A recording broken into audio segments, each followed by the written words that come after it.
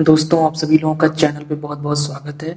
और हम लोग आज जो लैंडफॉर्म्स हमारे हैं जियोमॉर्फोलॉजी में, उसको हम लोग देखेंगे। एक रिवीजन वाली क्लास होगी ये, और 2 से 3 क्लासेस इसकी होंगी, क्योंकि जो लैंडफॉर्म सेक्शन है उस पे हम लोग ऑलरेडी डिटेल में तो पढ़ चुके हैं, लेकिन लैंडफॉर्म को रिवाइज करना भी बहुत ज़रूरी है। तो यहाँ पे हम लोग बस लैंडफॉर्म का निर्माण का क्या प्रोसेस है और कुछ जो इम्पोर्टेंट चीज़ें उसके बारे में उसी पे देखेंगे। उन चैप्टर्स में तो हम लोगों ने ज़्यादा डिटेल में बात की, तो अगर आपने वो चैप्टर्स देखे हैं तो अच्छी बात है, नहीं देखे हैं तो टाइम निकाल के देख सकते हैं। लेकिन यहाँ पे हम लोग एक पूरे मतलब एक तरीके से समराइज करेंगे। जैसे आज की इस वीडियो में हम लोग एरिड और सेमी एरिड एरिया के लैंडफॉर्म्स, ग्राउंड वाटर वाले लैंडफॉर्म्स और रनिंग वाटर वाले लैंडफॉर्म्स, इन सबको एक ही वीडियो में कवर करने का पूरा प्रयास करेंगे, जिससे आप लोगों का अच्छे से रिवीजन हो सके। और स्टार्टिंग हम लोग कहाँ से करेंगे? सबसे पहले एक हम लोग ओवरव्यू ले लेते हैं कि हम लोगों को कौन कौन से स्थल रूप पढ़ने हैं।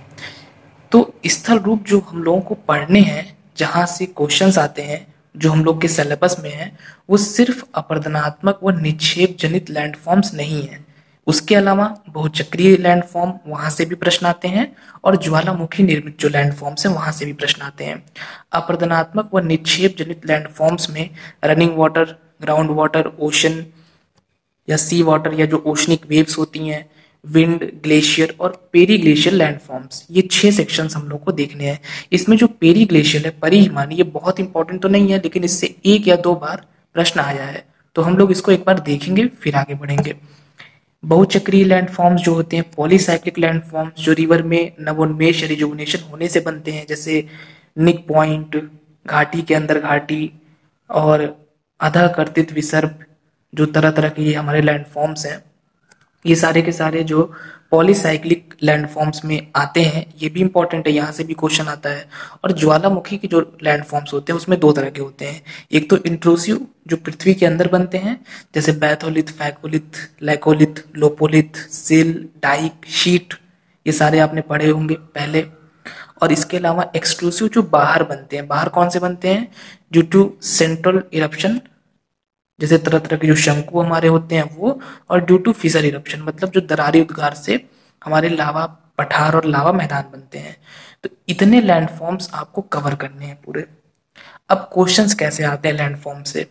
हर साल लैंडफॉर्म से क्वेश्चंस तो आना निश्चित है, और कभी कभी तो 4 से 5 क्वेश्चन भी आ जाते हैं, क्योंकि इस हिस्से से तो 2 क्वेश्चन आने तय हैं। एक तो मिलान करने वाला आएगा पक्का, और दूसरा एक क्वेश्चन जो आता है, जैसे जो पेपर मैंने दिया उसमें भी 2 से 3 क्वेश्चन थे। 2 से 3 क्या, मुझे जहां तक लग रहा है 4 क्वेश्चन आए थे। कुछ तो ऐसे थे कि जो ऊपर क्वेश्चन था नीचे 4 ऑप्शन थे, वो वाले सिंपल थे। और 2 क्वेश्चन जो मुझे बिल्कुल याद है, एक मिलान वाला और एक ऐसा था जिसमें लिखा था कि निम्नलिखित में से कौन सा जो ग्रुप है वो इरोजनल लैंडफॉर्म्स का है। तो उसमें 4-5 लैंडफॉर्म लिखे हुए थे, और उसमें आपको चूज करना था कि कौन से ग्रुप में इरोजनल है, या वो पूछ सकते हैं कि कौन से ग्रुप में डिपोजिशनल है। तो इसके लिए आपको नॉलेज होनी चाहिए कि रनिंग वाटर के इरोजनल कौन कौन से हैं, ग्राउंड वाटर के इरोजनल कौन कौन से हैं, ओशनिक या सी वाटर के इरोजनल कौन कौन से हैं। इस तरह वाले ग्रुप वाले क्वेश्चन बहुत आते हैं। तो इस तरह के 2 क्वेश्चन हो गए, एक तो ग्रुप वाले और एक मिलान वाले। दूसरा सीधे सीधे भी आते हैं कि ये लैंडफॉर्म किससे बनता है, नीचे 4 ऑप्शन होंगे, आपको मिलाना रहेगा। प्लस यहाँ से भी आते हैं, और कभी कभी तो ज्वालामुखी वाले जो बैथोलिथ फैकोलिथ वाला जो सेक्शन है, वहां से भी क्वेश्चंस आए हैं कई बार। तो यहाँ से 2-3 तो आना निश्चित है, 2-3-4, या अगर उनका मूड आ गया तो यहाँ से 5 से 6 क्वेश्चन भी आ सकते हैं। तो ये आप समझ सकते हैं कि कितना एक इम्पॉर्टेंट सेक्शन है हम लोगों का, और सबसे इजी भी है। बस निर्माण की प्रक्रिया को समझना है, छोटे छोटे से कॉन्सेप्ट हैं उनको देखना है, और आसानी से ये क्वेश्चन हम लोग के सही हो सकते हैं। लैंडफॉर्म्स की जो संख्या है वो लगभग 120 हम लोग देखेंगे, ठीक है, 120 लैंडफॉर्म्स अप्रॉक्स। इसीलिए एक वीडियो में तो करना इम्पॉसिबल, तो प्रयास होगा कि 2 या 3 लेक्चर्स होंगे, छोटे छोटे 30 या 35 मिनट के या 40 मिनट के, जिससे कि आप लोग का अच्छे से क्लियर भी हो जाए, बहुत ज़्यादा बोझ भी ना हो, और बहुत ज़्यादा हम लोग ऐसा भी ना करें कि सिर्फ ऊपर ऊपर देख के चले जाएं, मेन थोड़ा डीप जा ही ना पाए उसमें। तो ये हम लोग की एक थोड़ा सा बातें हो गई इंट्रोडक्शन वाली। अब हम लोग स्टार्ट करते हैं। स्क्रीन पे ये आ रही होगी स्लाइड, इसका आप लोग स्क्रीनशॉट ले लीजिए, फिर हम लोग इसको शुरू करते हैं। ये वो सभी स्लाइड्स हैं जो हम लोग आज के इस चैप्टर में देखने वाले हैं।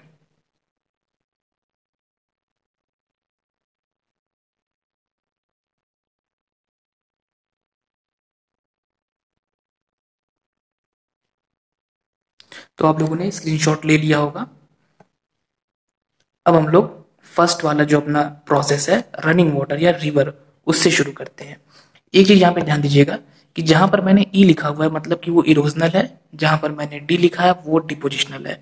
तो हम लोग रनिंग वाटर के इरोजनल वाले से शुरू करने जा रहे हैं। ठीक, पहला जो हम लोग का लैंड फॉर्म है वो है वी शेप्ड वैली।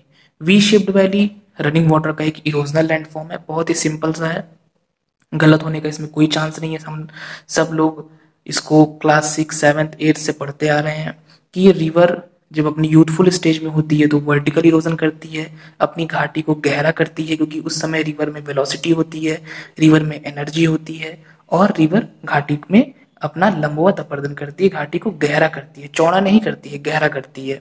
और इससे जो है, जो हमारा अंग्रेजी का वी अक्षर होता है, उस शेप में एक वैली का फॉर्मेशन होता है जिसको हम लोग वी शेप्ड वैली बोलते हैं।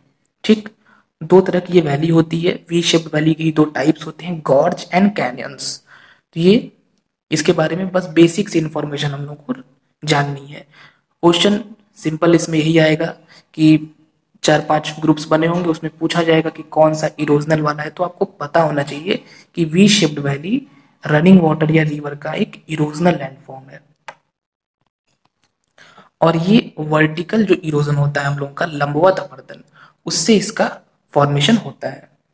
ठीक, तो ये बात हो गई। इसमें घाटी गहरी होती है जो कि हम लोग सामने देख ही रहे हैं। तो बहुत ही सिंपल सा इसके निर्माण की प्रक्रिया है। अब हम लोग का दूसरा waterfalls and rapids. Waterfalls and rapids भी रिवर या रनिंग वाटर का एक इरोजनल लैंडफॉर्म है। इसके भी निर्माण की जो प्रक्रिया है अत्यंत ही सरल है। यहाँ पे आप देख रहे हैं कि खड़ा ढाल है, और इस खड़े ढाल से, इस स्टीप स्लोप से ये वाटर तेजी से नीचे गिर रहा है। अब यहाँ पे जो भी रॉक्स इसके रास्ते में आएंगी उसको ये अपने प्रहार से तोड़ेगा, और इस प्रकार का एक वाटरफॉल का फॉर्मेशन होगा। और वाटरफॉल्स एंड रैपिड्स, रैपिड्स क्या होता है? वाटरफॉल आप सभी लोगों ने देखा होगा कभी ना कभी, और रैपिड इसी का एक छोटा रूप होता है। वाटरफॉल को हम लोग हिंदी में बोलते हैं जलप्रपात, और रैपिड को बोलते हैं क्षिप्रिका। तो जलप्रपात और क्षिप्रिका का कॉन्सेप्ट सेम है, बस साइज में डिफरेंस होता है कि वाटरफॉल का एक जो छोटा फॉर्म होता है, छोटा रूप होता है, वो होता है क्षिप्रिका। तो वाटरफॉल के बारे में मुझे नहीं लगता कि इससे ज्यादा हम लोग को कुछ जानना है।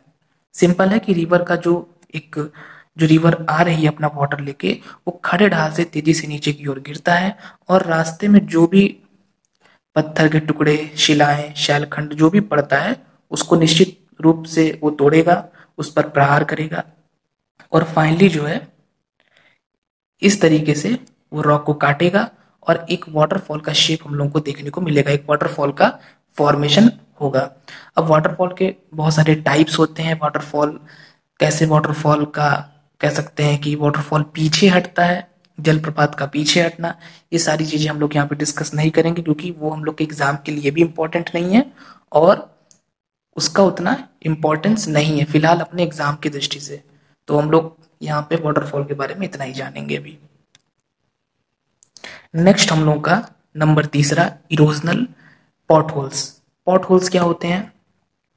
देखिए, पॉट होल्स जो होते हैं, जैसे हम लोग जब रास्ते में चलते हैं तो रास्ते में हम लोग को गड्ढे दिखते हैं, तो हम लोग जनरली उसके लिए भी पॉट होल्स शब्द का यूज करते हैं। बेसिकली पॉट होल क्या होता है कि जैसे रिवर फ्लो कर रही है, तो हम लोग जानते हैं कि रिवर अपने साथ कुछ ना कुछ इरोजनल टूल्स लेके फ्लो करती है, बहती है। ये इरोजनल टूल्स क्या होते हैं? ये इरोजनल टूल्स होते हैं पत्थर के टुकड़े, रिवर के साथ चलते रहते हैं। ये मैंने बस छोटा सा मॉडल बनाने का प्रयास किया है कि ये जो पत्थर के टुकड़े हैं छोटे छोटे, ये रिवर के साथ फ्लो करेंगे अंदर अंदर, और रिवर की जो तली है, जो बेस है उसका, तली कह सकते हैं बॉटम रिवर का, वहां पे वो इस तरीके से गोल गोल इस तरीके से वो घूमेंगे, और उस बॉटम को काटेंगे, काट के क्या करेंगे, वहां पे गड्ढे बनाएंगे और उसी से पॉट होल का फॉर्मेशन होगा। तो कितना सिंपल सा प्रोसेस है कि रिवर फ्लो कर रही है, रिवर के साथ उसके अपरदनात्मक यंत्र हैं, इरोजनल टूल्स हैं। अब देखिए इरोजनल टूल्स जो टर्म है कितना कठिन लग रहा है, लेकिन कुछ कठिन है नहीं। इरोजनल टूल्स क्या होते हैं, जो रिवर अपने साथ कंकड़ पत्थर ये सब लेके आ रही है, यही तो है इरोजनल टूल्स, और कोई नई चीज तो है नहीं। तो ये इरोजनल टूल्स ही रिवर की जो तली है, जो बॉटम है उसका, उसमें गड्ढा बनाते हैं। गड्ढा कैसे बनाएंगे, जब घिसाई होगी रिवर, वो घूमेंगे तेजी से तो गड्ढा बना देंगे, और वो उसी गड्ढे को हम लोग बोलते हैं पॉट होल्स। ठीक, और इसको हिंदी में बोलते हैं, हिंदी में भी हम बता दे रहे हैं, नोट कर लीजिए, जल गर्तिका। गर्तिका मतलब गड्ढा, और जल से बना तो जल गर्तिका। ऐसे ही अभी हम लोग नेक्स्ट पढ़ेंगे थोड़ी देर बाद, जब हम लोग विंड वाला पढ़ेंगे। ऐसे ही एक होता है वात गर्त। हवा से जब गड्ढा बने रेगिस्तान में तो वो वात गर्त हो गया, क्योंकि वात मतलब हवा। जल से जब गड्ढा बने रिवर की तली में, बॉटम में, तो वो जल गर्तिका।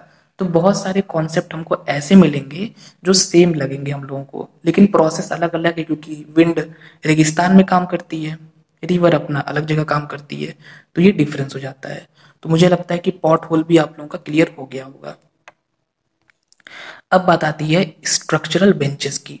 देखिए स्ट्रक्चरल बेंचेस जो है एक ऐसा लैंडफॉर्म है, यहाँ पे एक टर्म हम यूज करेंगे, डिफरेंशियल इरोजन, विशेषक अपरदन। विशेषक अपरदन क्या होता है, बहुत जगह अभी आगे हम बहुत सारे ऐसे लैंडफॉर्म पढ़ेंगे, स्पेशली विंड वाले में, कास्ट में भी पढ़ेंगे, जहां पे हम लोग इस शब्दावली का यूज करेंगे। तो आइए जान लेते हैं कि विशेषक अपरदन होता क्या है। देखिए विशेषक अपरदन वो होता है, जैसे मान लीजिए कि कोई एक ऐसा एरिया है जहां पर क्या है कि जो रॉक है, कोई पत्थर है, उसका मजबूती और कमजोरी एक जैसी नहीं है, मतलब कि रॉक का कोई हिस्सा मजबूत है, कोई हिस्सा कमजोर है। एक तो ये केस हो सकता है, या फिर किसी स्थान पे ढेर सारी चट्टानें हैं, उसमें कुछ चट्टानें मजबूत हैं, कुछ चट्टानें कमजोर हैं। तो क्या होगा कि जो कमजोर हिस्सा होगा वो तो टूट जाएगा रिवर के प्रहार से।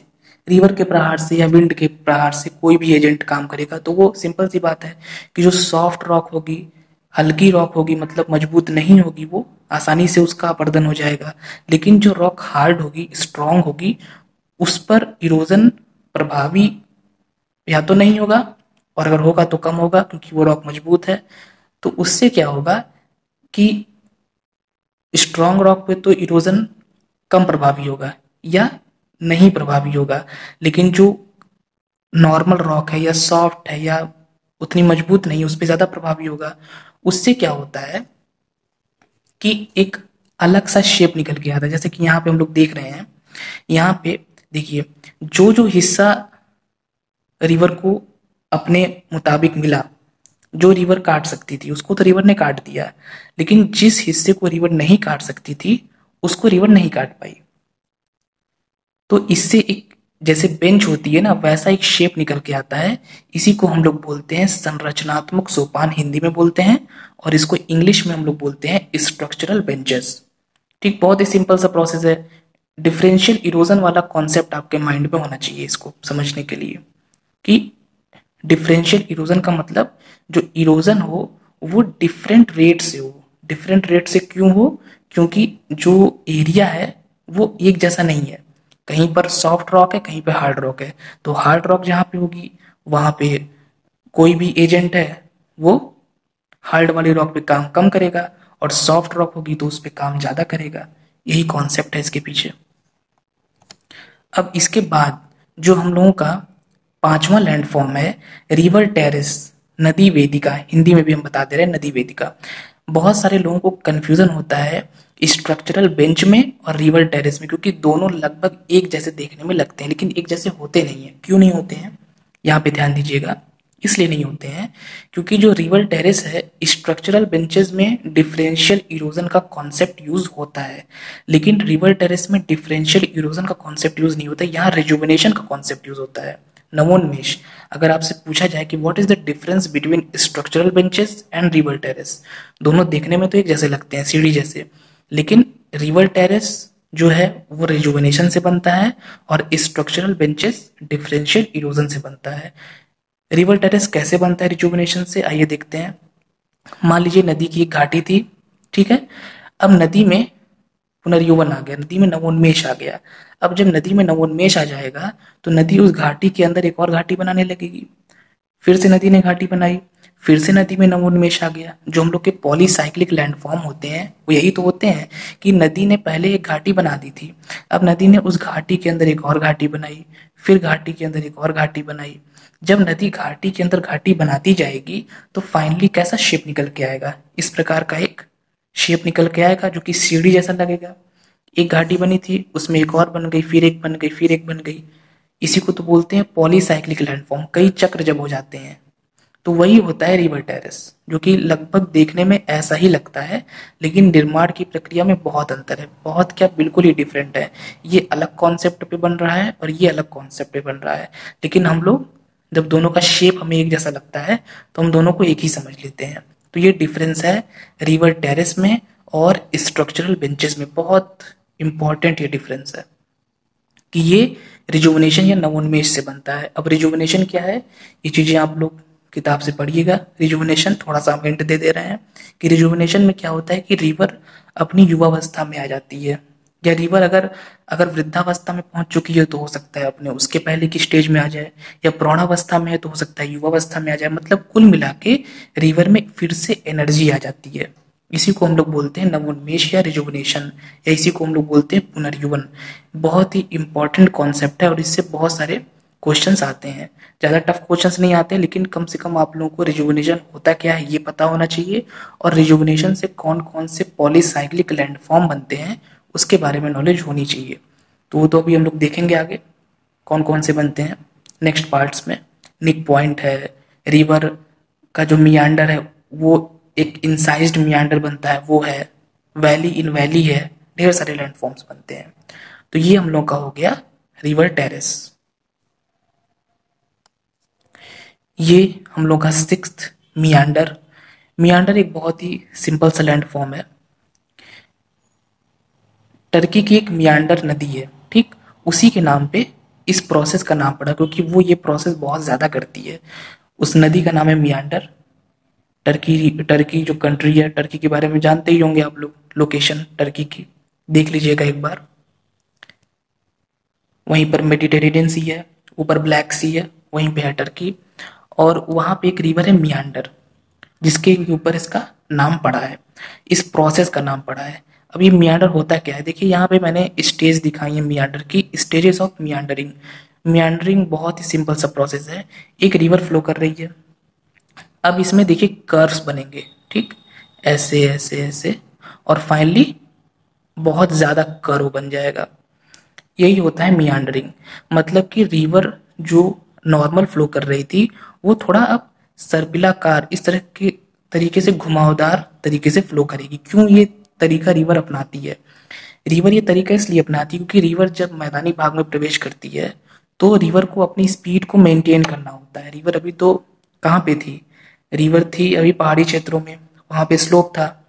यहाँ पे स्लोप नहीं है वैसा, कहाँ पे, मैदानी भागों में, और रिवर को अपनी स्पीड को मेंटेन करना है, ठीक।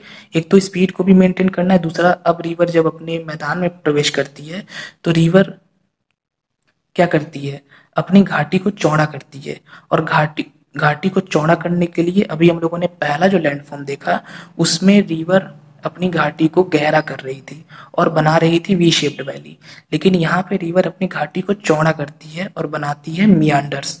तो ये भी एक बहुत ही इंपॉर्टेंट कॉन्सेप्ट है। अगर कभी पूछा जाए कि वी शेप्ड वैली से क्या होता है, तो वी शेप्ड वैली से रिवर की घाटी गहरी होगी, चौड़ी नहीं होगी, लेकिन मियांडरिंग से रिवर की जो वैली है वो चौड़ी होगी। तो जो चौड़ीकरण या जो कह सकते हैं कि वाइड जो कर रही है वैली को रिवर, वो मियांडर से कर रही है, लेकिन डीप जो कर रही है वो हम लोग पहला वाला जो देखे थे वी शेप्ड वैली, उसे डीप बना रही है वैली को। तो वैली का गहरा होना और वैली का चौड़ा होना ये दो अलग अलग कॉन्सेप्ट हैं और ये दोनों अलग अलग प्रोसेस से बनते हैं। तो ये हो गया हम लोगों का, ठीक, सिंपल है। अब यहाँ पे देखिए कॉन्सेप्ट और आता है ऑक्सबो लेक का। ऑक्सबो लेक क्या होती है कि जब ये देखिए इतना घुमाव होगा तो घुमाव होने से एक समय ऐसा आएगा कि एक हिस्सा कट के अलग हो जाएगा, उसी से बन जाती है ऑक्सबो लेक। बहुत ही सिंपल सा इसका भी कॉन्सेप्ट है ऑक्सबो लेक का। और इससे एक हिंट और हम आपको देंगे कि एक टॉपिक आप लोगों ने पढ़ा होगा, जेट स्ट्रीम। जेट स्ट्रीम में एक वेव होती है रॉसबी वेव्स, तो रॉसबी वेव्स भी काफी हद तक ऐसी ही होती हैं। हालांकि दोनों अलग अलग चीजें हैं, ये जियोमॉर्फोलॉजी की चीज है, वो क्लाइमेटोलॉजी की चीज है, लेकिन बस मैं हिंट दे रहा हूँ कि रॉसबी वेव्स में भी पहले वेव्स ऐसे ऐसे होती हैं, फिर जैसे जैसे हम लोग नीचे आते हैं लैटिट्यूड्स में, जो वेव्स होती है ना वो बिल्कुल उनका घुमाव बढ़ता जाता है, और उसी को बोलते हैं हम लोग रॉसबी वेव्स। देख लीजिएगा, क्लाइमेटोलॉजी का एक बहुत ही इंपॉर्टेंट कॉन्सेप्ट है जेट स्ट्रीम। अब ये हम लोग का इरोजनल खत्म हो गया, ठीक है। जितना अभी तक हम लोगों ने पढ़ा इरोजनल हम लोग को उतना ही पढ़ना है। अब नंबर 7 डी लिखा हुआ है, मतलब कि एक डिपोजिशनल लैंडफॉर्म है, एल्यूवियल फैंस एंड कोन। इतना तो आप सभी लोग जान ही रहे होंगे कि इरोजनल, इतना तो मुझे लग रहा है सभी लोग जो भी ये वीडियो देख रहे हैं उन लोग को पता होगा कि इरोजनल लैंडफॉर्म वो हैं जो किसी कटाव से बने।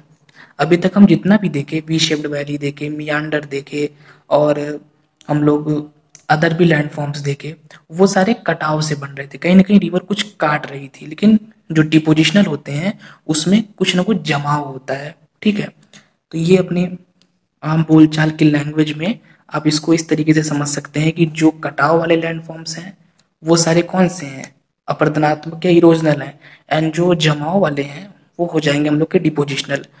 और ये कॉन्सेप्ट तो सभी में हम लोग को करना है। अभी हम लोग विंड का करेंगे, ग्लेशियर का करेंगे, और वेव्स वाला करेंगे, कास्ट का करेंगे, तो हर जगह ये कॉन्सेप्ट यूज होगा। अब आइए इसको करते हैं। एल्यूवियल फैंस एंड कोन्स बहुत ही सिंपल है, दोनों का बनने का प्रक्रिया सेम है कि रिवर जब पूरा मलबा लेके उतरती है पहाड़ से नीचे की ओर, तो जो पहाड़ का नीचे का हिस्सा होता है, कह सकते हैं पहाड़ का आधार होता है, वहां पे रिवर डिपोजिशन करने लगती है। जब डिपोजिशन कर देती है तो इस प्रकार का एक, मतलब कह सकते हैं मैदान टाइप का बन जाता है। उसी को हम लोग बोलते हैं एल्यूवियल फैन और कोन। तो कॉन्सेप्ट तो बिल्कुल सरल है कि रिवर अपना मलबा लेके उतरी और बेस पे, या कह सकते हैं पर्वत के नीचे के हिस्से में जहां उसका आधार है वहां पे रिवर ने जमा कर दिया। अब डिफरेंस क्या होता है फैन में और कोन में? देखिए डिफरेंस सिर्फ इतना होता है कि जो फैंस होते हैं, एल्यूवियल फैंस होते हैं, उनका जो स्लोप होता है वो बहुत हल्का होता है, ठीक है। और जो कोन्स होते हैं उनका जो स्लोप होता है वो बहुत तीव्र होता है। जैसे मान लीजिए कि मलबे का जमाव हुआ, अब मलबे का जमाव बहुत तीव्र ढाल वाला हो गया, मलबा बहुत, मतलब पास में ही जम गया पूरा का पूरा मलबा, तो सिंपल सी बात है ढाल तीव्र हो जाएगा। इसको हम लोग बोल देंगे कि ये कोन है। लेकिन अगर मलबे का जमाव काफी दूर तक हुआ, एक मतलब लंबा सा जमाव हो गया, फैन, तो इसको हम लोग बोलेंगे एल्यूवियल फैन। तो फैन और कोन में बस स्लोप का डिफरेंस होता है, अगर स्टीप स्लोप है तो वो कोन हो जाएगा, अगर हल्का सा मध्यम सा जेंटल सा स्लोप है तो वो फैन हो जाएगा, बस।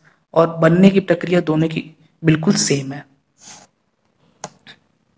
अब आगे बढ़ते हैं नंबर 8, नेचुरल लीवीज। बहुत ही सिंपल, रिवर फ्लो कर रही है, जब भी रिवर फ्लो करेगी तो अपने दोनों ओर यहाँ पे ब्राउन कलर से मैंने दिखाया है, यहाँ पे क्या करेगी, एक बंध बनाएगी, एक बांध बनाएगी। इसको हम लोग बोलते हैं प्राकृतिक तटबंध हिंदी में। प्राकृतिक तटबंध क्यों? क्योंकि एक तो रिवर के तट को बांध दिया गया जिससे कि रिवर का वाटर इधर इधर ना जा पाए, ठीक है। लेकिन ये बांधा जो गया है ये मैन मेड नहीं है, ये नेचुरल रिवर ने खुद अपने जमाव से बांधा है। और क्या जमाव से बांधा है? जो भी मलबा रिवर लेके आ रही है उसके जमाव से रिवर ने बांध दिया। इसी को बोला जाता है नेचुरल लीवीज या नेचुरल इम्बैंकमेंट, प्राकृतिक तटबंध। और ये एक बहुत ही इंपॉर्टेंट लैंडफॉर्म है, जब भी ये तटबंध टूटते हैं तो क्या होता है, बाढ़ की स्थिति हम लोग को देखने को मिलती है। तो ये कभी कई बार ये पूछा गया है कि प्राकृतिक तटबंध के बारे में, तो ये तो मुझे लगता है सभी लोगों को पता होगा, सभी लोग देखे भी होंगे प्राकृतिक तटबंधों को।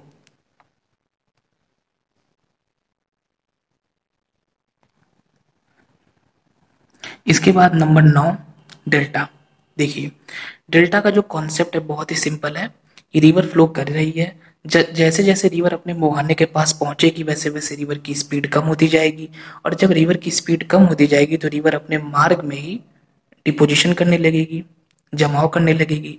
जब रिवर अपने मार्ग में जमाव करने लगेगी तो रिवर बहुत सारी वितरिकाओं में विभाजित हो जाएगी और रिवर की बहुत सारी शाखाएं हो जाएंगी और ये फाइनली फिर कहाँ गिरेंगी?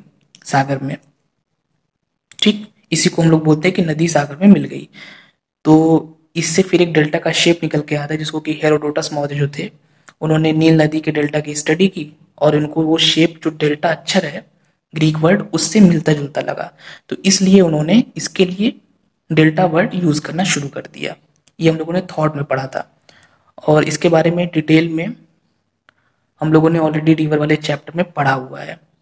और एक वीडियो मैंने अपलोड की है अभी माजुली आइलैंड के फॉर्मेशन पे और ब्रेडेड रिवर पे, तो आप लोग उसको देखिएगा, वहां पे आपका ये कॉन्सेप्ट और क्लियर होगा, क्योंकि डेल्टा का फॉर्मेशन और ब्रेडेड रिवर का कॉन्सेप्ट, गुम्फित नदी का विचार जो है वो दोनों काफी सेम है, दोनों का मतलब एक दूसरे से मिलता जुलता कॉन्सेप्ट है, एक दूसरे से इंटर रिलेटेड है, ब्रेडेड रिवर एंड डेल्टा, वो आप लोग जरूर देखिएगा। इसके बाद एक छोटी सी चीज मैंने यहाँ नीचे नोट कर दी है, concept of base level Powell. इसको मैंने इसलिए नोट कर दिया क्योंकि ये क्वेश्चन कई बार आ चुका है और हम लोग यहाँ पे वो चीजें भी देखेंगे जो मोस्ट इंपॉर्टेंट है। तो उसको आप लोग अभी कहीं पर भी नोट कर लीजिए कि जो बेस लेवल है, आधार तल है, उसकी संकल्पना का प्रतिपादन किसने किया था? तो ये पॉवेल महोदय थे, उन्होंने 1875 में दिया। बेस लेवल होता क्या है? बेस लेवल का जो कॉन्सेप्ट दिया पॉवेल ने, ये तो गलत दिया था, ठीक है। स्टार्टिंग में इनका कॉन्सेप्ट सही तो नहीं था, लेकिन इन्होंने एक तरीके से स्टार्टिंग की, इसलिए कॉन्सेप्ट मतलब बेस लेवल की स्टार्टिंग का श्रेय है वो पॉवेल महोदय को ही जाता है। अगर हम लोग इसका कभी इस पे डिटेल में बात कर लेंगे, लेकिन छोटा सा मैं कॉन्सेप्ट केवल बता दे रहा हूँ कि रिवर जो अपना लंबवत अपरदन करती है, जब रिवर अपने लास्ट बिल्कुल लिमिट तक पहुंच जाती है कि उसके नीचे अब इरोजन संभव नहीं है लंबवत, तो वो जो लास्ट उसकी लिमिट होती है वही होती है बेस लेवल। तो हम लोग बोलते हैं कि रिवर ने अपना बेस लेवल प्राप्त कर लिया है।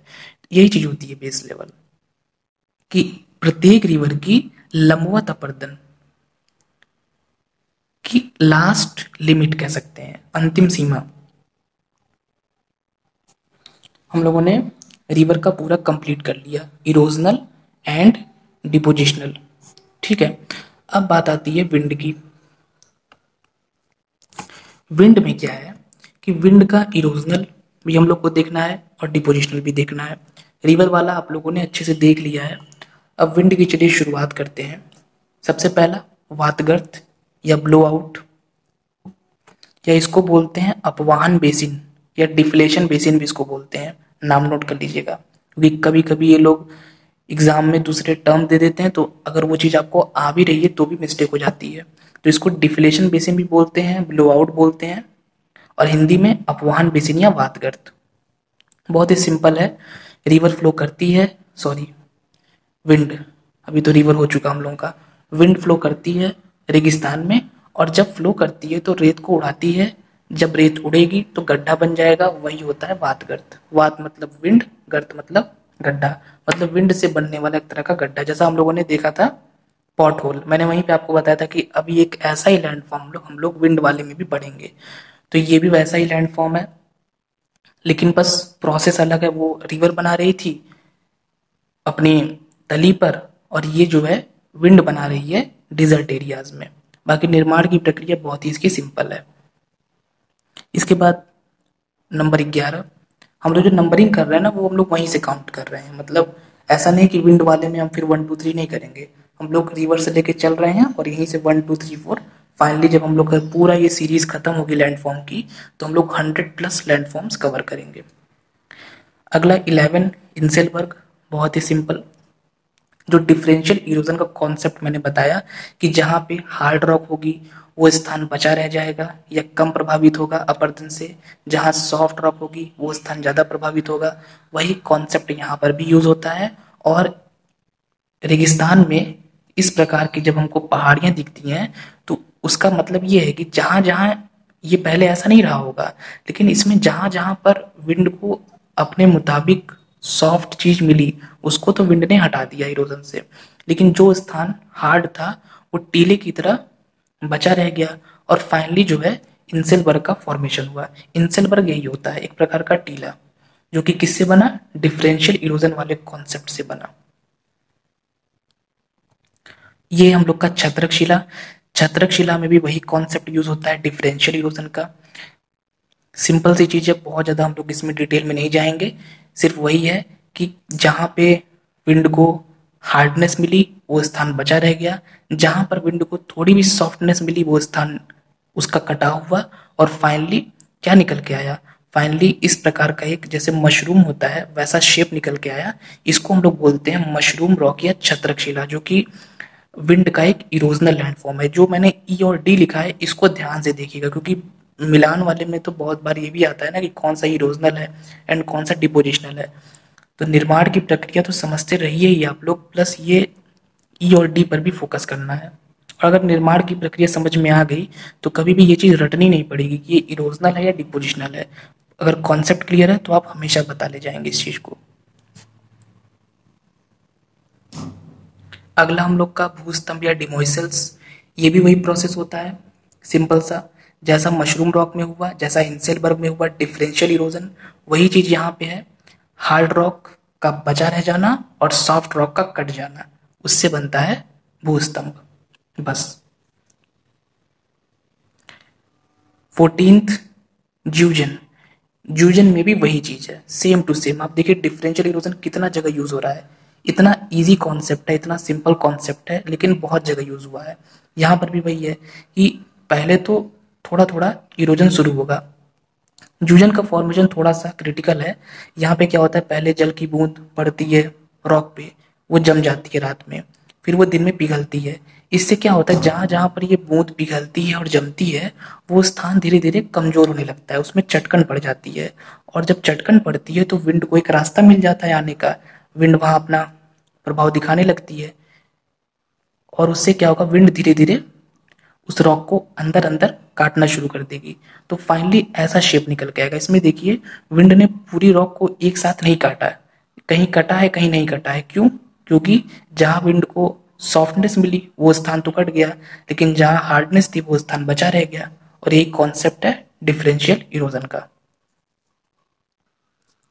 15 यार्डंग, बहुत ही इंपॉर्टेंट लैंडफॉर्म, वही प्रोसेस जूजन जैसा, बस डिफरेंस ये है कि जूजन लंबवत नहीं है, क्षैतिज रूप में है, लेकिन ये लंबवत फॉर्म में है, लंबवत रूप में है।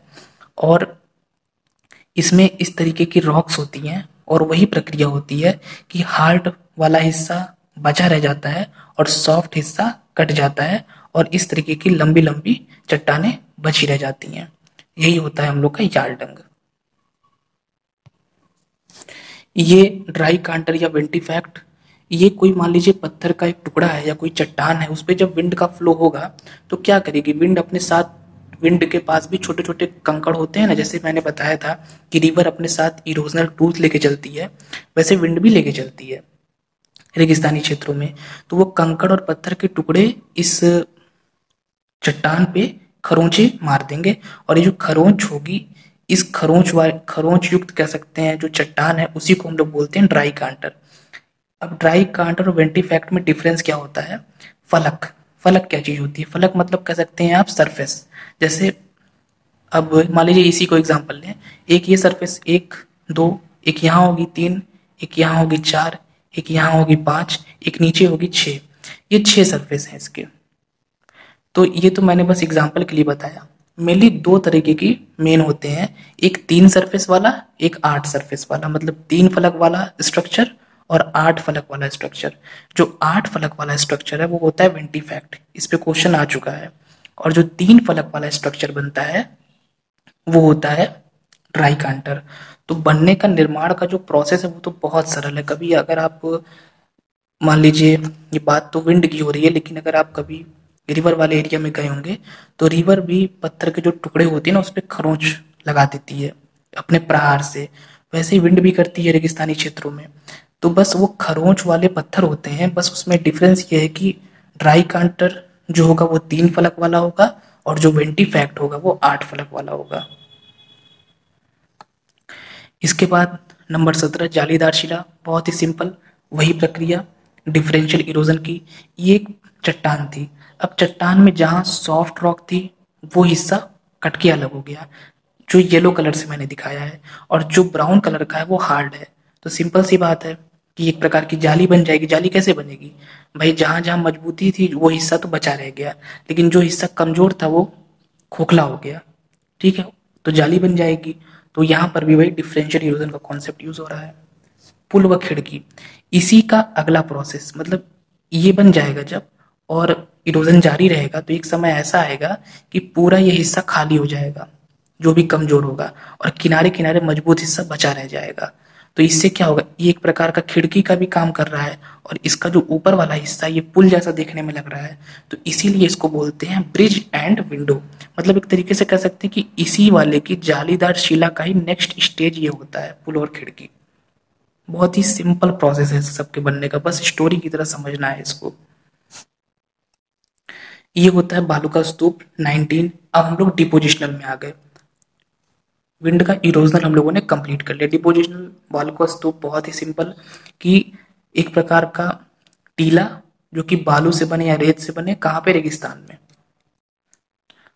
तो इसके निर्माण की प्रक्रिया तो बहुत ही सिंपल है।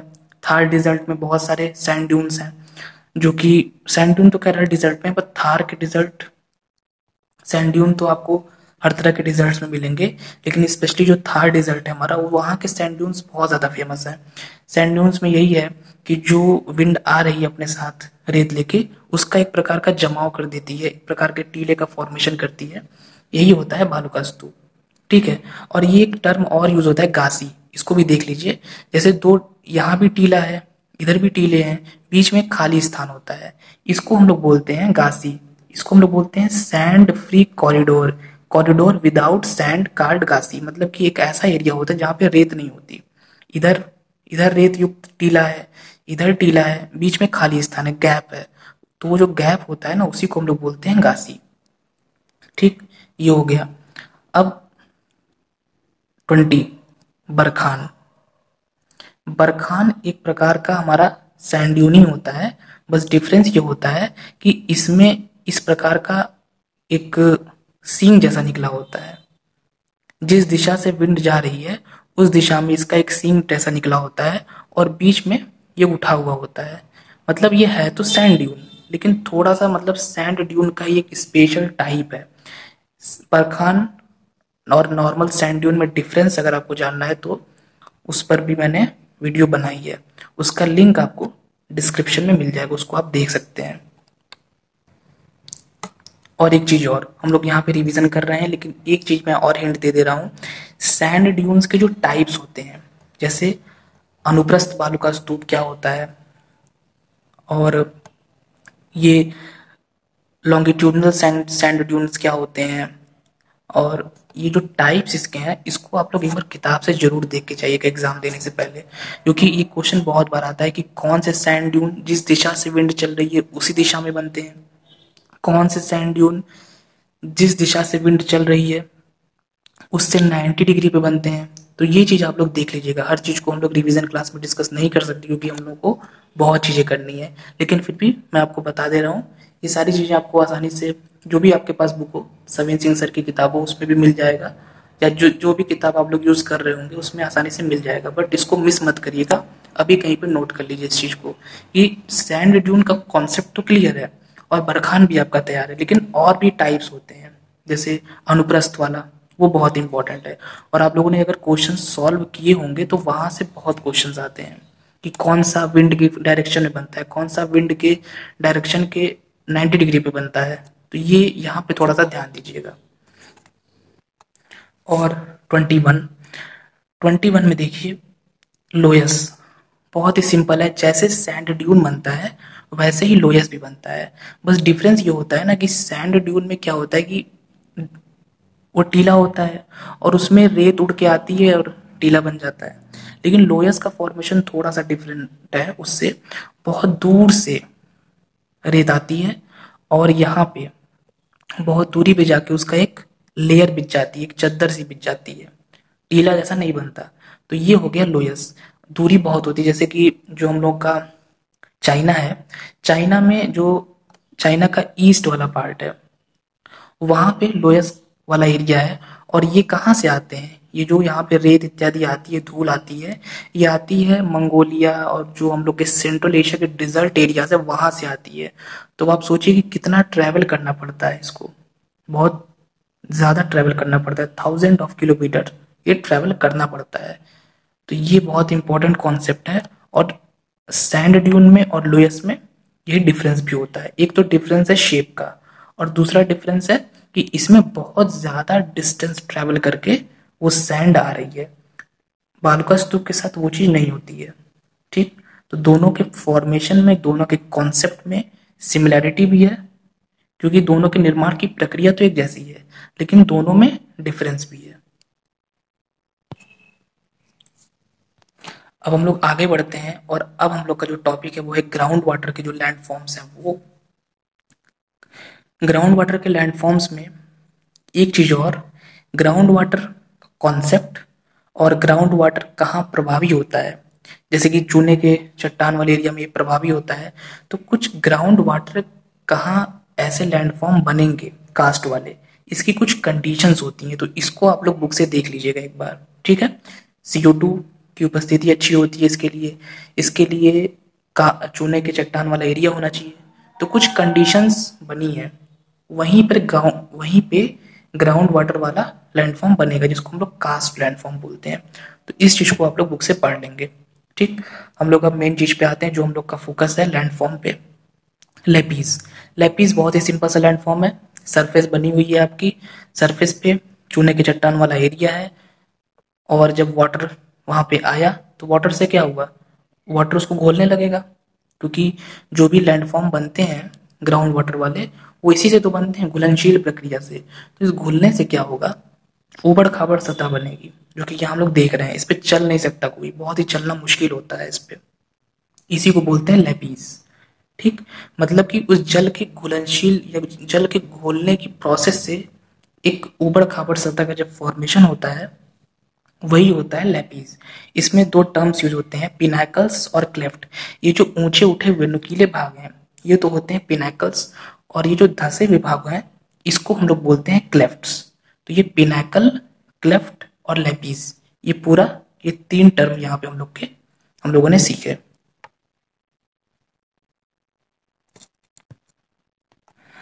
इसके बाद ये हम लोगों का लैंडफॉर्म, यहाँ पे देखिए 23, 24, 25, 26 और 27, 5 लैंडफॉर्म एक ही फिगर में। बहुत ही सिंपल है, कुछ नहीं है इसमें, बस थोड़ा सा देखने में बड़ा लग रहा होगा। ये एक मान लीजिए सरफेस है, यहाँ पे स्टार्टिंग में जब वाटर आया, रेनफॉल हुई, चूने के चट्टान वाला एरिया है, तो छोटा सा गड्ढा बन गया।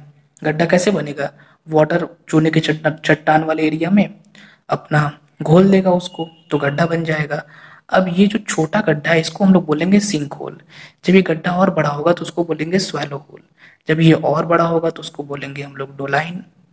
जब और बड़ा होगा तो बोलेंगे युवाला, और जब और ज्यादा बड़ा होगा तो उसको बोलेंगे पोलजे। तो sinkhole, swallow hole, doline, uvala और पोलजे, SSDYP, ये इसका क्रम आपको पता होना चाहिए। आपको ये नहीं करना है कि पोलजे पहला कर दें या युवाला चौथा कर दें, ऐसा नहीं है। सिंक होल से लेके पोलजे तक का एक क्रम है उनके साइज के हिसाब से। सिंक होल सबसे छोटा, उससे बड़ा स्वैलो होल, उससे बड़ा डोलाइन, उससे बड़ा युवाला और सबसे बड़ा पोलजे। है कुछ नहीं, बस एक प्रकार का गड्ढा है। वो गड्ढा बना कैसे, उस सरफेस के घुलने के कारण। अब ये बड़ा कैसे हो गया, अब बड़े होने के पीछे दो कॉन्सेप्ट हैं। या तो मान लीजिए 2 डोलाइन मिल गए तो एक युवाला बन गया, 2 युवाला मिल गए तो एक पोलजे बन गया, इससे भी बन सकता है। या मान लीजिए कि पहले कोई स्टार्टिंग में सिंक होल था, लेकिन घुलते घुलते वो सिंक होल बड़ा होकर स्वैलो होल भी बन सकता है। तो यही सारी चीजें इसमें होती हैं। अगला हम लोग का 28 केव्स, जो हम लोग के कास्ट एरिया में गुफाएं होती हैं, जैसे कि गुप्त गोदावरी चित्रकूट में, गुप्तधाम कंदरा बिहार में, USA में कालस्वाद और मैमथ कंदरा है, ये फेमस है। और इसमें कुछ भी नहीं है, बस जो हम लोग का सरफेस है, सरफेस के नीचे यहाँ खोखला स्थान होता है, यही होती हैं हमारी गुफाएं। और इन गुफाओं में ही जो हम लोग स्टेलेक्टाइट देखते हैं, स्टेलेगमाइट देखते हैं, केव पिलर अभी आगे पढ़ेंगे हम लोग, ये सारी जो स्थलाकृतियां हैं ये सारी हम लोग को इन गुफाओं में ही देखने को मिलती हैं। तो अगर आपके पास आसपास इस तरह के प्लेस हो तो जरूर जाके देखिए, मुझे तो कई बार गुप्त गोदावरी वाला जो चित्रकूट में केव है वो देखने का मौका मिला है, और वहाँ पे आप ये सभी लैंडफॉर्म जाके देख सकते हैं। बहुत सारे लैंडफॉर्म के एग्जाम्पल, सारे तो नहीं हम कह सकते, लेकिन बहुत सारे कास्ट लैंडफॉर्म के एग्जाम्पल आपको वहाँ मिल जाएंगे। तो ये हो गई केव, एक प्रकार का ये खोखला स्थान होता है। अभी तक देखिए हम लोग कहीं पर भी जमाव की बात नहीं कर रहे हैं, कटाव की बात कर रहे हैं, मतलब कि सारे के सारे हम लोग के कौन से चल रहे हैं अभी तक हम लोग के सारे इरोजनल वाले चल रहे हैं। अब अगला जो हम लोगों का है यह है कास्ट विंडो। कास्ट विंडो भी सिंपल है। जब मान लीजिए कि जो गुफा है किसी कारणवश या रेनफॉल हो गई, या जो सरफेस थी, जो सरफेस नहीं कहेंगे उसको, जो गुफा की छत थी वही टूट गई, तो उससे क्या हुआ, वो स्थान पूरा खाली हो गया। तो उसी के लिए हम लोग जो टर्म का यूज करते हैं वो होता है कास्ट विंडो। एक तो कास्ट विंडो ऐसे भी बनती है। दूसरा, मान लीजिए कि कोई एक ऐसा चट्टान है चूने के चूने के पत्थर वाला, और उसमें भी वही डिफरेंशियल इरोजन वाला कॉन्सेप्ट है कि हार्ड भी है और कहीं पे सॉफ्ट भी है। तो सॉफ्ट वाला हिस्सा तो पूरा कट जाएगा और हार्ड वाला हिस्सा बचा रह जाएगा। तो वही है, तो बीच वाला जो खाली स्थान हो जाएगा वो खिड़की जैसा लगेगा देखने में, इसीलिए इसको बोलते हैं हम लोग कास्ट विंडो। और अगला जो हम लोग का लैंड फॉर्म है ये है 30 ब्लाइंड वैली। बहुत ही सिंपल लैंड फॉर्म। देखिए, ये रिवर आ रही है, यहाँ पे पहले से ही कोई जुवाला या सिंक होल, स्वैलो होल कुछ है, कोई यहाँ पे छिद्र है, ठीक है। अब रिवर आ रही है, कोई बड़ा छिद्र है, सिंक होल से बड़ा। अब रिवर जब आएगी, यहाँ पे जब जल आएगा तो उस छिद्र से अंदर चला जाएगा, आगे नहीं जा पाएगा। तो आगे की जो घाटी, नॉर्मल केस में क्या होना चाहिए था, नॉर्मल केस में तो ये होना चाहिए था कि रिवर पूरा फ्लो करती इस पूरे एरिया में, लेकिन रास्ते में ही रिवर को एक गड्ढा मिल गया, एक छिद्र मिल गया, कह सकते हैं, गड्ढा नहीं छिद्र कहेंगे, और उस छिद्र के माध्यम से रिवर अंदर चली गई, अंदर अंदर फ्लो करने लगी, और आगे की जो घाटी है वो शुष्क हो गई। ऐसी जो स्ट्रक्चर, या कह सकते हैं ऐसी जो संरचना होती है, इसको हम लोग बोलते हैं ब्लाइंड वैली या अंधी घाटी। कि रिवर यहाँ तक तो आ गई लेकिन आगे नहीं जा पाई, अंदर अंदर फिर चली गई। अंदर क्यों चली गई, क्योंकि इसको एक प्रकार का यहाँ पे छिद्र मिल गया, और आगे की जो घाटी है वो पूरी शुष्क रह गई।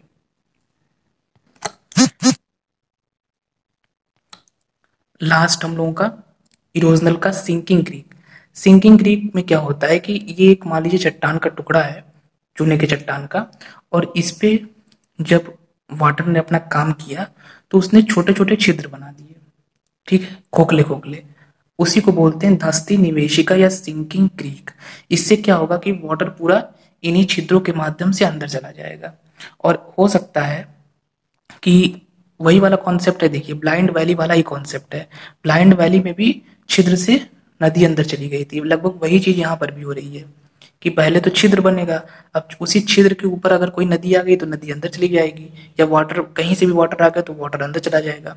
और ये छिद्र बना कैसे, रेनफॉल हुई चूने के चट्टान वाले एरिया में, उससे छिद्र बन गया घुलने के कारण। तो ये होता है सिंकिंग क्रीक, और यही सिंकिंग क्रीक से मान लीजिए ये छिद्र टूटते टूटते घुलते घुलते यही आपका कास्ट विंडो भी बन सकता है। मान लीजिए अभी तो छिद्र है, कुछ समय बाद यहाँ पे रेनफॉल हुई, घुलनशील होने की प्रक्रिया हुई, घुलने की प्रक्रिया हुई, और ये पूरा स्थान घुल के निकल गया, बाहर हो गया, तो बचा केवल किनारे किनारे का हिस्सा। तो यही आपका कास्ट विंडो हो जाएगा। तो लैंडफॉर्म्स बहुत सारे एक दूसरे से इंटर रिलेटेड हैं, तो हमको दोनों को सबको साथ जो है कभी कभी लेके चलना पड़ता है। अब मान लीजिए कहीं लिखा है कि सिंकिंग क्रीक का ही अगला अवस्था होता है कास्ट विंडो, तब आप सोचेंगे कि ये तो मैंने बुक में पढ़ा ही नहीं है, लेकिन कुछ चीजें ऐसी होती हैं जो किताब में नहीं होती, वो आपको खुद सोचनी पड़ती हैं। ये सिंकिंग क्रीक भविष्य में कास्ट विंडो बन सकता है, या कोई सिंक होल भविष्य में स्वैलो होल बन सकता है, ठीक है। तो ये कुछ चीजें आपको खुद सोचनी पड़ेंगी जो कि किसी भी बुक में नहीं मिलेंगी। और फिर आते हैं हम लोग डिपोजिशनल लैंडफॉर्म पे। कास्ट के डिपोजिशनल लैंडफॉर्म 31 तक हम लोग का हो गया था। ये 5 इसके डिपोजिशनल, टोटल 36। कौन कौन से 5 हैं, ये जो हम लोग की गुफाएं होती हैं, गुफाओं में जो चूने के चट्टान वाले एरिया होते हैं वहां पर चूने युक्त जल के टपकने से कुछ पिलर्स बनते हैं जो ऊपर से लटक रहे हैं। इसको हम लोग बोलते हैं स्टैलेक्टाइट। जैसे ये सब नहीं देख रहे हैं आप, लटक रहे हैं ऊपर से, स्टैलेक्टाइट। जो जब ये टपक रहा था जल, तो कभी कभी क्या होता है, कभी कभी तो ऊपर ही जम जाता है, तो वो तो स्टैलेक्टाइट हो गया। कभी कभी टपकते टपकते नीचे पहुंच जाता है, नीचे से फिर ये जमना शुरू होता है, उसको बोलते हैं स्टैलेगमाइट। तो मतलब नीचे से जब जमे इस तरीके से नुकीला, तो वो स्टैलेगमाइट हो गया। ऊपर से ही अगर जम जाए तो वो स्टैलेक्टाइट हो गया। दो क्लियर हो गया आपका। केव पिलर क्या होता है, मान लीजिए कि ये बढ़ते बढ़ते, जैसे मैंने यहाँ पे बना दिया है, ये बढ़ते बढ़ते सरफेस तक पहुंच जाए तो वो हो जाएगा हम लोगों का केव पिलर। ठीक है। अब अगला होता है ड्रिप स्टोन। ड्रिप स्टोन में क्या होता है कि जब बहुत ही छोटा छोटा डिपोजिशन हो, बहुत स्मॉल, तो वो होता है ड्रिप स्टोन। और अगर बहुत सुई जैसा हो, बहुत ही जैसे नुकीला, जैसे सुई जैसा पतला सा, तो इसके लिए हम लोग बोलते हैं, इसको हम लोग बोलते हैं ड्रिप्स या कर्टेन। और इन सभी लैंडफॉर्म को एक साथ हम लोग बोलते हैं स्पीलियोथम। स्पीलियोथम टर्म का यूज करते हैं, मतलब स्पीलियोथम एक वर्ड है जिससे हम लोग पूरे कास्ट के डिपोजिशनल लैंडफॉर्म्स को संबोधित करते हैं। मतलब स्पीलियोथम में सब आ जाएंगे, stalactite, stalagmite, cave pillar, dripstone, drips curtain, सब आ जाएगा। जैसे यहाँ पे देखिए लटक रहा है स्टैलेक्टाइट, स्टैलेग्माइट, ये जो नीचे तक ऊपर से आया नीचे जुड़ गया। या देखिए एक चीज और मैं मिस कर दिया, अभी बता दे रहा हूँ कि केव पिलर दो तरीके से बन सकता है। या तो कोई स्टैलेक्टाइट, सॉरी तीन तरीके से, कोई स्टैलेक्टाइट ऊपर से शुरू हो नीचे जाके जम जाए बिल्कुल गुफा के जमीन तक, तब भी केव पिलर कहलाएगा। या तो एक स्टैलेक्टाइट ऊपर से, नीचे से एक स्टैलेग्माइट दोनों आपस में मिल जाए तो वो भी केव पिलर है। और या फिर कोई स्टैलेग्माइट नीचे से बढ़ते बढ़ते ऊपर तक जाके जुड़ जाए तो वो भी केव पिलर है। मतलब केव पिलर में गुफा की छत है और गुफा का जो बॉटम है, दोनों को मिलना चाहिए। अब मिलेंगे कैसे, स्टैलेक्टाइट से मिल सकते हैं कि स्टैलेक्टाइट बढ़ के नीचे तक पहुंच जाए, या स्टैलेग्माइट नीचे से बढ़ के ऊपर तक पहुंच जाए, या स्टैलेक्टाइट और स्टैलेग्माइट आपस में ही मिल जाए। बस तीन तरीके से ये बन सकता है। और हो गया स्पीलियोथम। अब देखिए एक और इम्पोर्टेंट चीज, कास्ट अपर्दन चक्र किसने दिया था, ये क्वेश्चन कई बार आ चुका है तो नोट कर लीजिए। बेदी और स्विजिक ने, बेदी ने 1911 में दिया, फिर स्विजिक ने 1918 में इसका प्रतिपादन किया। एक इम्पोर्टेंट फैक्ट है, मुझे इम्पोर्टेंट लगा तो मैंने इसको नोट कर लिया, क्योंकि ये मिलान वाले जो क्वेश्चंस होते हैं उसमें ये चीज कई बार आ चुकी है। और अब फाइनली आज का लास्ट, क्योंकि बहुत सारे लैंडफॉर्म हम लोगों ने देख लिए हैं, वीडियो भी लंबी हो गई है, तो बस एंड करते हैं इसके बाद हम लोग। Some special landforms of arid and semi arid areas. ठीक है। तो सबसे पहले एक और यहाँ पे फैक्ट, शुष्क प्रदेशों में अपर्दन चक्र का प्रतिपादन किसने किया था। ये क्वेश्चन बहुत ही फेमस है, एनटीए का फेवरेट है, तो इसको रट लीजिए, नोट कर लीजिए कि डेविस ने किया था 1905 में। डेविस ने किया था 1905 में। अब इसमें क्या है, कुछ नहीं, सिंपल सा है कि ये आपका माउंटेन का फ्रंट है। ठीक है। अब माउंटेन का जो फ्रंट होता है, जो हम लोग के एरिड और सेमी एरिड एरियाज होते हैं ना, उसमें कुछ स्पेशल लैंडफॉर्म बनते हैं। ये माउंटेन का फ्रंट है। माउंटेन के फ्रंट में, और यहाँ पे माउंटेन फ्रंट का या पर्वत का जो आगे वाला भाग है, पर्वतीय अग्रभाग जिसको बोलते हैं, उसका जो नीचे वाला हिस्सा होगा, इसको हम लोग बोलेंगे पेडीमेंट। ठीक। अब ये पेडीमेंट के बाद एक आएगा गहरा हिस्सा, इसको हम लोग बोलेंगे बालसन। बालसन मतलब बेसिन। अब ये बालसन और पेडीमेंट को जो जोड़ रहा है, ये है बजादा। तो ये होता है हम लोगों का पर्वतीय अग्रभाग या माउंटेन फ्रंट। उसके बाद उसका जो नीचे वाला हिस्सा होगा वो होगा पेडीमेंट। अब पेडीमेंट के बाद आप सीधे आ जाइए बालसन पे, गहरा हिस्सा। ठीक है। इस बालसन को और इस पेडीमेंट को जो एक एक जोड़ रहा है मार्ग, वो हो गया बजादा। और इस बालसन में ही जो बालसन की तली होती है, उसको हम लोग बोलते हैं प्लेया। कभी कभी प्लेया में कुछ निक्षेप भी हो जाता है, कुछ डिपोजिशन भी हो जाता है, लेकिन बेसिकली ये एक प्रकार की, ये इसकी तली ही होती है। कभी कभी इसमें नमक या सिल्ट इत्यादि का निक्षेप हो जाता है। तो ये क्रम आपको पता होना चाहिए कि पेडीमेंट आएगा, फिर बजादा आएगा, फिर बालसन आएगा और बालसन में ही होगी प्लेया। और बजादा क्या होता है, बजादा पेडिमेंट और प्लेया को जोड़ रहा है एक तरीके से। ये प्लेया है, ये पेडिमेंट है, पेडिमेंट और प्लेया के बीच में बजादा है, ठीक है। और बालसन के अंदर प्लेया है। तो ये बार बार इस फिगर को बनाएंगे जो आसानी से ये चीज क्लियर हो जाएगी। और इस चैप्टर की सबसे इंपॉर्टेंट चीज, इस वाले हिस्से से भी इंपॉर्टेंट चीज ये है पेडिमेंट निर्माण के सिद्धांत। ये आपको बिल्कुल रटा होना चाहिए कि पर्वताग्र के पीछे हटने से पेडिमेंट का निर्माण लासन बताते हैं। चादरी पाठ सिद्धांत मैगी महोदय का है। पार्श्विक अपरदन सिद्धांत Gilbert, Page, Berkey, Morris, Blackwelder, Douglas, Johnson इन लोगों ने दिया। और मिश्र सिद्धांत Kirk, Bryan, Davis, RP Sharp, Gilluly, Rich, एल्सिकिंग इन लोगों का दिया हुआ है, ठीक है। ये बिल्कुल नोट करके रट लीजिए क्योंकि ये एनटीए का फेवरेट क्वेश्चन है। हर साल यहाँ से क्वेश्चन आना तय होता है। जिन लोगों ने सॉल्व किए होंगे प्रीवियस क्वेश्चन, उनको यहाँ से निश्चित रूप से क्वेश्चंस मिलते होंगे। मिलान वाले में भी आ सकता है, अलग से भी आ सकता है। स्पेशली पार्श्विक अपरदन वाला तो बहुत इंपॉर्टेंट है।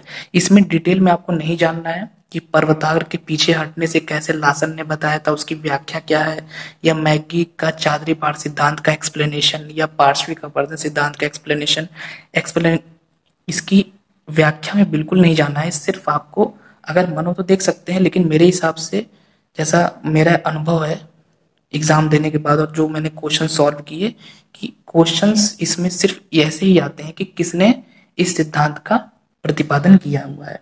तो ये चीज आप लोग देख लीजिएगा एक बार, पेडिमेंट निर्माण के सिद्धांत और इनका क्रम कि माउंटेन फ्रंट, पेडिमेंट, फिर बजादा, और बजादा के बाद आ जाएगा बालसन, और बालसन की जो तली है वो है प्लेया। और कभी कभी प्लेया में सिल्ट या नमक का निक्षेप भी हो जाता है। तो ये चीज ठीक है। अब एक लैंडफॉर्म लास्ट है, बैड लैंड टोपोग्राफी। ये बहुत ही सिंपल है। जैसे जो हम लोग के सेमी एरिड एरियाज होते हैं, हम लोग को पता है वहां पे रिवर हमेशा तो फ्लो करती नहीं है, रिवर कभी कभी फ्लो करती है। तो कभी कभी वहां पे रिवर के फ्लो करने से गड्ढे बन जाते हैं। जैसे लेपीज में हम लोगों ने देखा था ना कि उस पर हम चल नहीं सकते, बहुत उबड़ खाबड़ सतह बन जाती है।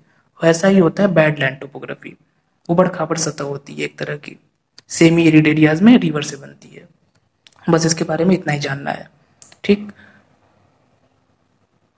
तो दोस्तों हम लोगों ने यहाँ पे टोटल आज 41 लैंडफॉर्म्स देखे, एरिड और सेमी एरिड एरियाज के, और रनिंग वाटर के, और कास्ट लैंडफॉर्म्स, कास्ट एरियाज के 41 लैंडफॉर्म्स हम लोगों ने कंप्लीट किए। प्लस हम लोगों ने कुछ इंपॉर्टेंट फैक्ट्स देखे। इस तरीके से लैंडफॉर्म्स के रिवीजन का पार्ट 1 यहीं पे समाप्त होता है। अब हम लोग पार्ट 2 में मिलेंगे और आगे के जो हमारे लैंडफॉर्म्स बचे हैं उसको कवर करेंगे। फिलहाल इतना ही। Thank you friends.